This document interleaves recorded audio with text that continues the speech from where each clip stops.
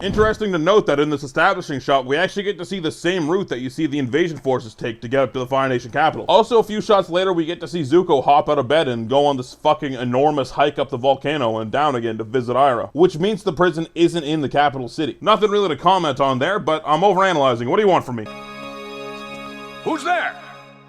This combined with another moment later on makes this feel really, really weird. I'll comment on Zuko's weird outing here later. Here we see the reintroduction of cloud bending, which actually hasn't been used at all since the fortune teller back in season 1, but it actually shows up a few more times early in this season too. Damn, Katara, you're just letting Aang do all the cloud bending? Isn't he still fucked up from being dead for like 90 seconds a little while ago? Share the load. Everyone's clothes are still messed up in this episode, by the way. Katara's robes or whatever are still torn at the bottom and what have you. Hey! We're in enemy territory. Those are enemy birds. Fuck you! Hiding in cave after cave after cave after cave. Am I crazy, or does this shot make it look like Sokka's ponytail is on the complete top of his head rather than like the kind of back top of his head? This is a warrior's wolf tail. I don't know about this. These clothes belong to somebody. I call it the silk robe. So Katara grabs these two pieces of clothing, but I mean, I'm no fucking clothes doctor, but how does she turn these into this? Similarly, Toph and Aang just grab like beach towels here by the looks of it. At least it looks like what Sokka picked out actually ended up being part of his outfit. Sorry, shoes. Finally, a stylish shoe for the blind earthbender. Toph's just gonna let the one soulless shoe rock? Not gonna even it out or anything? Nah, she probably does later. Your mom's necklace. Oh yeah. Speaking of jewelry, where did the gang get all these like wristbands and metal hoops for their arms and stuff? Off the laundry line? This is before they go accessory shopping, so it must have been. So Katara pays here with Fire Nation money, which I guess they would have ransacked the ship they captured for, so I guess that checks out. I used to visit my friend Kuzan here 100 years ago. This is the second mentioning of Aang's friend Kuzan. The first time was back in the Blue Spirit when Zuko was waking up. I used to always visit my friend Kuzan. The two of us, we get in and out of so much trouble together.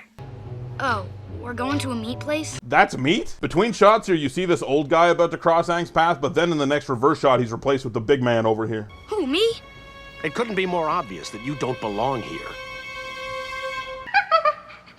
We start this scene in the classroom on a close-up shot of the school's logo, which is a triangle. A lot of stuff in the Fire Nation are triangles actually, like this gold coin from earlier. I think it's because it's the closest approximation you can get to a burning fire with a shape, so you'll see a lot of triangle imagery if you look for it. The school's logo is also on Aang's headband, which he has upside down, which doubles as kind of replacing the arrow on his forehead, and also represents that Aang isn't really supposed to be here, or is the odd one out because it's reversed. Oh, is this a new mind ready for molding? Mind for molding? What are you molding it to? Your shit is blank. Head empty. Love Ozai. Sorry, ma'am. Even their like bowing respectful hand gesture looks like fire. Look at it. It's in fuego. Or, Kuzan. Okay, sick cover, Aang, but where are you gonna sit? Gonna be a great year for twins.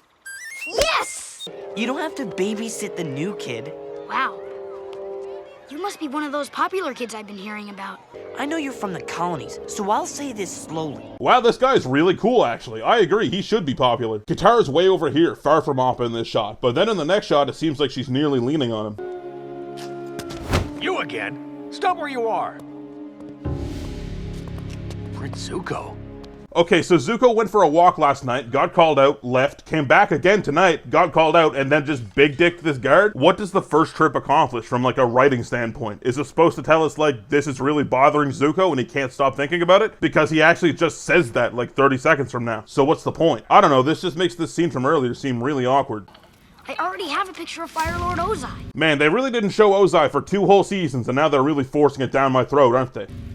And here's one that I made out of noodles. Noodles? Alright, you can force that one down my throat. I guess we'll never find out about the secret river then. It goes right to the Fire Lord's palace. Okay, so this is either a lie that gets by Toph doesn't care enough to call him out, or there actually is a secret river. The imagery in these Zuko Iroh scenes is really interesting, like from the way the camera frames each of the characters, but I'll talk more about it when there's a better example in a few episodes. Good morning, class. Recite the Fire Nation oath. Oh, I guess Aang just takes this kid's seat. Yeah, fuck you, this kid. And with my feet, Firebenders, Fire Lord, blah, blah, blah, blah, blah. Aang doesn't only mess up the oath, but he actually sits down in a different position to everyone else as well, probably to reinforce his accidental nonconformity. What year did Fire Lord Sozin battle the Air Nation Army? Is that a trick question? The air nomads didn't have a formal military. Sozin defeated them by ambush. What you just said is one of the most insanely idiotic things I have ever heard. Down my ears! This freakish looking dude literally conducts nails on a chalkboard. Yo, on this, I'm not gonna say the right word. On this stringed instrument, there seems to be a little dragon head carving at the top. Alright, I wasn't gonna mention it, but this is the second scene with them now. What's up with these kids in the background having vaguely blue, purplish hair? I really liked that crazy dance you were doing. Thanks, Anji. I could show it to you again if you'd like. Oh my god, you can't do that on school grounds, right? Could you imagine how brutal bullying would be when asshole kids could just throw fireballs or enormous rocks at you? Dude, Aang being so above this guy, it's like a game to him, is so awesome. It's like, this guy's trained with masters of every element. This kid's a joke, and it's awesome that Aang kind of stunts on him. He even does some of his bagua, the martial art airbending is based on right here. And we haven't seen that kind of thing since way back in episode 2, basically. If you watch closely here, you can actually see Aang just ducks through his legs entirely. Soccer players go nuts when you put a ball through someone's legs. Imagine their reaction if you nutmeg someone with your entire body. Fire! Wang fire! This is my wife, Sapphire. Sapphire Fire, nice to meet you. Damn, this is the second time Katara hasn't missed a goddamn beat with the fake names thing. She's sharp. Hi, June Pippin Paddleopsicopoulos. Nice to meet you. Mr. and Mrs. Fire. That's interesting too. We don't know of anyone in the Fire Nation with a surname, but this implies they must exist, right? What's Zuko's surname? The only last name we ever actually get in the show is Toph, which is of course McGillicuddy. I also like the low-key play that Katara is supposed to be pregnant, so even if the headmaster was like, you look a little young to be his parents, he'd also have to be like, well fuck, I mean, she's already got another one coming, I can't really call them out. You're so beautiful when you hate the world. I don't hate you. I don't hate you too. Ugh, I get that this is supposed to be like edgy and lame at the same time, but Jesus, there's such a thing as doing too good of a job. Zuko, could I have a word with you? I mean, no, we climbed out here to the edge of the enormous volcano that surrounds our city to make out. It's weird that you followed us, Azula. Go away. Oh, May, Ty Lee needs your help untangling her braid. I'm gonna betray this bitch at the moment of truth, I swear to God. If people find out you've been to see Uncle, they'll think you're plotting with him.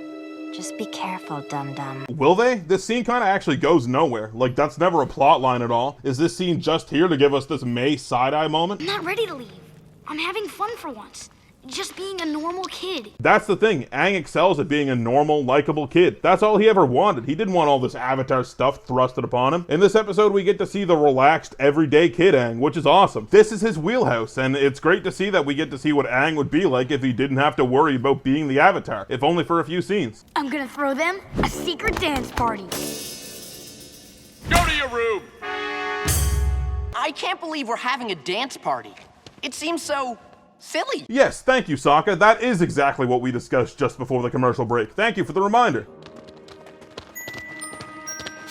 They're coming! Everyone stop bending! Aang set this up really fast, like in a day or less maybe. He got the school band too, I guess. For some reason I always thought Aang hired like an outside band or something, but no, the Flamios are in school uniforms too. And a couple of them look like the students from the background of the school scenes. So I guess these guys just secretly rock face at music if they get to express themselves? I don't think my parents want me dancing in a cave. Yeah! What if someone finds out? Wait, what are you doing here? You're supposed to be over there. Wait, you are over there. Wait! And this was the Camelephant Strut. When I first heard the Camelephant Strut, my reaction was, whoa, chameleon elephant? That's the sickest combo ever. But then I looked it up and it turns out it's a cross between a camel and an elephant.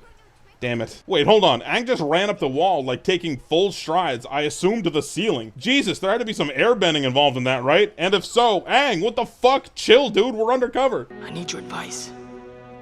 I think the Avatar is still alive. I know he's out there. I'm losing my mind. Man, this has got to be one of the hardest moments for Iroh, right? To hear Zuko is still struggling, but he's still thinking about the Avatar, even though that path has brought him more suffering than ever. I think it's really smart of Iroh to give Zuko the silent treatment throughout this episode. Zuko should have to deal with the consequences of the decision he made, and I think Iroh thinks the same. A lot of people say Iroh was silent in this episode because of the death of Mako, Iroh's voice actor, but I don't really buy that. I think this is how it was supposed to go all along. Alright, go with that. Everybody freestyle. This kid absolutely murders this, man. I get so hyped whenever I watch this. How has this not become a meme of some kind? I don't know, Aang. legs aren't really right for dancing, and I'm not sure that I know how to... Take my hand. Look at Aang, man. He's in his fucking element, baby. He's vibing. He's not even nervous around Katara. I fuck with this energy, Aang. What did Aang whisper to Katara here? You'd think they'd do some kind of bending without bending routine, but I don't think it's water bending. There's a lot of aerial stuff and handstands, so I don't know where they came up with all this. He's the one we want. The boy with the headband. Uh-oh. Gotcha. I'm Spartacus. I'm Spartacus. I'm Spartacus. I'm Spartacus.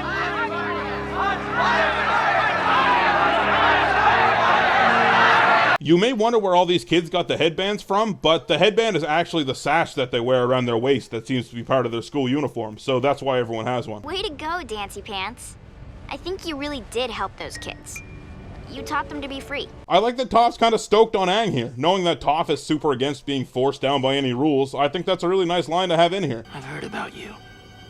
They say you're good at what you do, and even better at keeping secrets. Do you think he's good at keeping secrets because he doesn't talk? I like this end stinger, and this is going to be a point I bring up in the next video, which a lot of people aren't going to like. I think this episode's fun. Every now and then you need a little fun in Avatar. If you don't have it, it's not the same show. There's always some levity in episodes and cute little jokes, but sometimes you need a light episode, and last episode was heavy as hell. The entire Boss Sing Se arc was pretty heavy too. I think we needed this. This helps Avatar keep feeling like Avatar. Is this the best episode? No, not at all. Some people really dislike it, but I think it fills a role. It's funny, lighthearted, sweet, and well-meaning, which are all big parts of this show. I'm probably not going to change anyone's mind on this episode if they already don't like it, but personally, I don't have a problem with it. Patron shoutouts. If you want to be 2 episodes ahead of the YouTube releases, you can support me on Patreon for just a few bucks. Link, as always, is in the description below the video. Once again, somehow we have people in the don't tier, which means multiple people, which is utterly fucked. Agent Rhino, Luke Herrera, and Zoompi. I've promised nothing from doing the don't tier, so all I can assume is that they want to stunt on all the peasants from their golden castles, and you know what? You gotta respect it. Plus, their name gets to be all rainbowy. Yeah, that's probably worth all that money. I gotta think of something to do for this tier. That was supposed to be a joke tier, you maniacs. Of course, other huge shoutouts to my other top patrons: Andrew Edwards, who has laser eyes when he thinks about it really hard; Buddha Jacker, who is the most actually magnetic human being; Caps Lock, who is solely responsible for 4% of the plastic in the ocean, but also responsible for 5% of it being removed; Charlie Rock Quigley, who I saw hit 2 royal flushes in a row in poker, and fold one of them out of sheer respect to some unseen numerical god; Chase Brignac, who I saw beat a lightning bolt in a race; Eric Barney, heir to the television dinosaur's throne, etc., who was raised by deer but trained by wolves; Fetch Me Something Gay, who I'm pretty sure just put 2 G's back to back in their username just to make me look twice when I read it; Fritz Sullivan, who went back in time and stopped Mecha Hitler. Have you ever heard of Mecha Hitler? Yeah, exactly, he stopped him. John, who was trained in the only 100% successful rain dance technique; Kennedy Stapleton, who looks like an actual angel, like the biblical ones that are all like wheels and eyes and shit. It's wild. Max Lewandowski, who can tell every shade of white apart from eggshell to brilliant. Mike the Wizard, who has opened not only his 3rd eye, but a mysterious 4th eye as well. Nick Kaipanen, who masqueraded as the actual Gene Simmons for like 3 days in the 70s, and he actually got away with it. Sad Wallanoises, who I saw chop a cow completely in 2 with a single well-placed flying elbow from 20 feet above it. Skylos, who lost his ability to talk to frogs, unlucky. Tiago Nascimento, who once saved a falling baby from a balcony, and he just jumped it right back on up there. Varunda, who was eerily present in the background of every single sports highlight. He's always there. Wolfman Dan, who won his debate league in high school by using only quizzical eyebrow movements. You freaking nerd who can make a knife out of anything, even like non-physical things like the idea of an elephant, I don't know. Even more big shoutouts go to my other top patrons: Aiden Aguirre, Alex Fritz, Be My Valentine, Bingo Dingo, Cabbage Gal, Canine Corpse, Kevin Yagi, Chris Dolmeth, Code Canut, David Carlisle, Derek Cornwell, DJ Jax, Do Mutual Aid, Dr. Uwu, Distant, Earth 2 John, Eleanor Rose, Epic Goomba, Xmar, Glintlock, Homie One Kenobi, Jared Hagan, Jay Lambo, Jeremy Rubenstein, Jimbo, John Ajaka, Kadax, Lady Serena, Lehman Russ, Mr. Airborne, Mitchell Gobrick, Mortius